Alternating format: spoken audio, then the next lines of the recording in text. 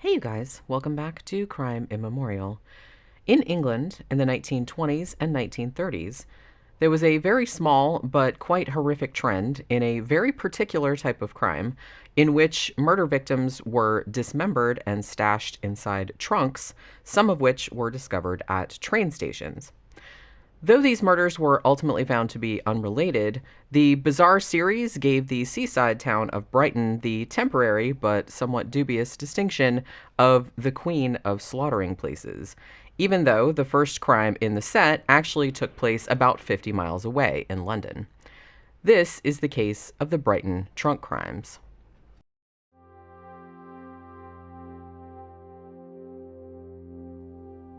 On May 10th, 1927, the first homicide in the so-called Brighton trunk crimes sequence would occur, and serve as something of a template for the handful of crimes to follow.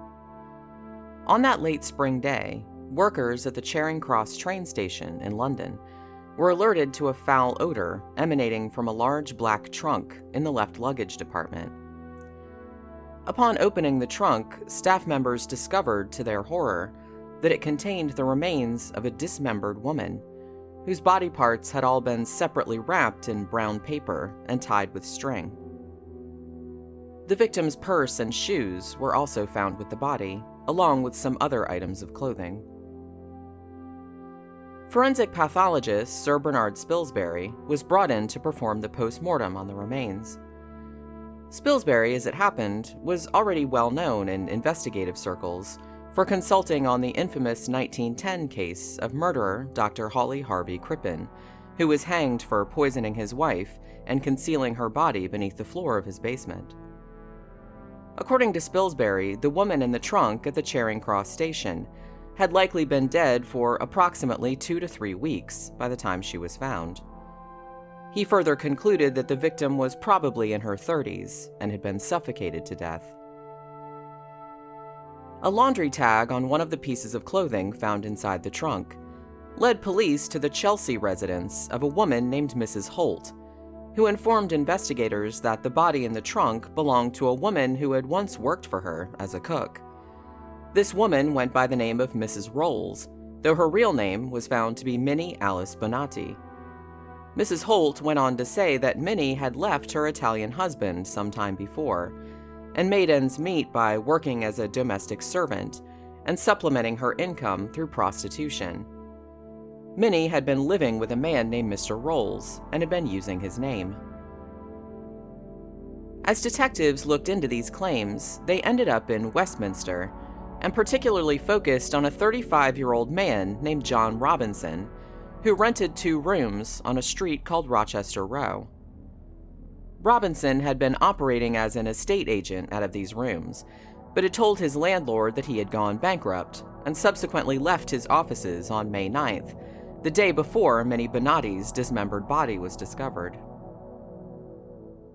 According to a taxi driver, John Robinson had hired a cab to carry a trunk to Charing Cross station from his office on May 6, 1927, and a shop owner also confirmed that John Robinson had purchased a large black trunk from his store right around the same time period.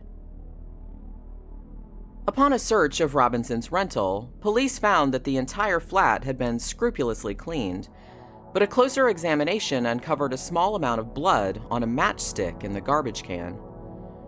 Further heightening the investigators' suspicions was an item of clothing that had been found in the trunk with the body. This was a duster-type coat that bore a label reading Greyhound. Robinson's wife worked at a Hammersmith hotel called the Greyhound. John Robinson was brought into Scotland Yard and questioned about the murder of Minnie Bonati. Not too long into the interrogation, Robinson confessed that he had picked up a woman at Victoria Station and taken her back to his rooms on Rochester Row. He told police that the woman had demanded a large sum of money from him, but that after he refused to give it to her, she violently rushed at him. Robinson then claimed he had shoved the woman in self-defense, and that she had consequently fallen and struck her head on a chair. Believing she had only been knocked unconscious, he left her there, but upon returning the following day, found that she was dead.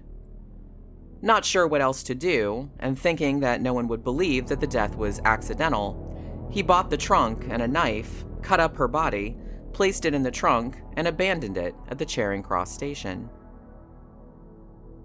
Bernard Spilsbury thought Robinson's claims unlikely, arguing that Minnie Bonati could not have died from a fall against a chair, as the suspect claimed, but had probably been strangled or smothered. He pointed particularly to bruises found on the victim's chest, which indicated that someone had possibly knelt on top of her while forcing the life from her body. Police agreed with Spilsbury's assessment, and John Robinson was arrested on May 23rd and charged with murder. He was ultimately found guilty and hanged on August 12, 1927. Although this particular slaying, known in the annals of crime as the Charing Cross trunk murder, was quickly solved, the next similar incident would have a much more ambiguous outcome and remains unresolved to this day, though the investigation into it would result in the discovery of yet a third trunk-related killing. On June 17, 1934, a cloakroom clerk at the Brighton railway station named William Vinicombe noticed an unpleasant smell originating from the unclaimed luggage room. Following his nose led him to a plywood trunk that had been abandoned at the station 11 days previously. He contacted the police to deal with the matter. Much like the Charing Cross case from 7 years earlier, detectives opened the trunk and discovered the torso of a young woman, wrapped and tied with a cord, and concealed beneath bloodied layers of paper and cotton batting. Hoping to locate the rest of the body, authorities contacted other train stations across the country, asking them to check for any suspicious unclaimed baggage. At the King's Cross station, workers discovered a suitcase containing a pair of legs that were found to correspond to the dismembered torso. Unfortunately, despite a thorough search, the woman's arms and head were never found. Shortly following the discovery of the second trunk, the press dubbed the victim the girl with the pretty feet, and speculated that she might be a dancer. It was quickly determined by pathologist Sir Bernard Spilsbury that the woman in the trunk was about 25 years old, stood around 5'2", and had been 5 months pregnant at the time of her death. The only other clue to the possible identity of the woman or her killer was a piece of paper in the trunk containing her torso, which simply read, "Ford." Because of the victim's pregnancy, Chief Inspector Robert Donaldson suspected a local abortionist by the name of Messiah and had the man placed under surveillance. Messiah, however, was never charged with any crime and eventually retired in Trinidad in 1952. Bernard Spilsbury, for his part, did not seem to subscribe to the abortion angle, as he saw no evidence that the victim's pregnancy had been tampered with. He further noted that the dismemberment had not been very skillfully executed and wouldn't necessarily have required anyone with specialized medical knowledge to perform. In later years, some researchers put forward the theory that the unidentified victim was murdered by George Everhard Schotten, who was the prime suspect in the 1919 disappearance of his wife, Mamie Stewart, in a case known as the Chorus Girl mystery. Mamie's body wasn't found until 1961, by which time her husband was already dead, though he was posthumously found guilty of her murder in December of that same year. The meager leads in the first Brighton trunk crime, meanwhile, soon dried up, and not only was this murder never solved, but the dismembered woman's identity was sadly never established. In an almost unbelievable coincidence, however, the investigation into the unknown woman's death actually uncovered another murder whose victim was stuffed in a trunk, though this case had a somewhat more concrete resolution.